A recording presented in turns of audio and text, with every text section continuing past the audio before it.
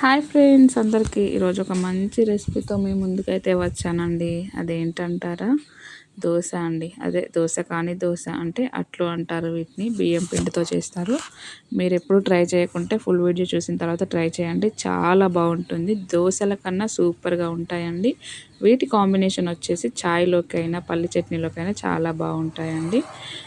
నేనైతే రెగ్యులర్గా చేస్తూ ఉంటాను. ఇది నేను మా అక్కయ్య దగ్గర నేర్చుకున్నాను కాబట్టి ఇది మా అక్కనే చేయమన్నాను. తను చేస్తుంటే నేనైతే వీడియో తీశాను. ఇప్పుడు ఇది చేస్తుంది అయితే మా అక్కయ్య గారండి.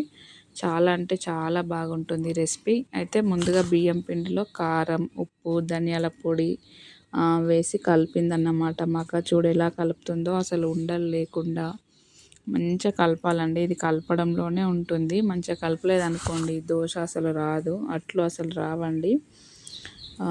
సేమ్ దోశలాగానే ఉంటుంది కానీ ఇంకా స్పాంజీగా ఉంటుందన్నమాట. చాలా బాగుంటుంది.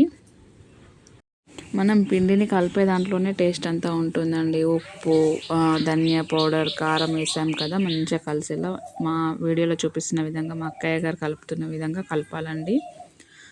చాలాసేపు కలిపిన తర్వాత ఒక హాఫ్ అన్ అవర్ అలా పక్కకు పెట్టుకోవాలి. దానివల్లనే మంచిగా వస్తాయి అన్నమాట అట్లు. నాన్ స్టిక్ ప్యాన్ అయినా పర్లేదు, రొట్టెల పెనమైనా పర్లేదు, దేని మీదనైనా వస్తాయి అట్లు. మళ్ళీ మనం హాఫ్ అన్ అవర్ నానబెట్టిన తర్వాత మళ్ళీ అట్లు పోసే ముందు కూడా ఇలా కలుపుకోవాలి. చూసారు కదా టెక్స్చర్ ఎంత పల్చగా చేశారో మా అక్కయ్య గారు. అలా ఉండాలి అట్లకి.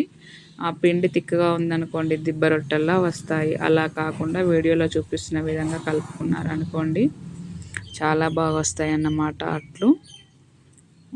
నాకైతే ఇది ఫేవరెట్ అండి ఈ డిష్. ఎందుకంటే చాయ్లోకి ఎక్కువగా తింటూ ఉంటాను నేను.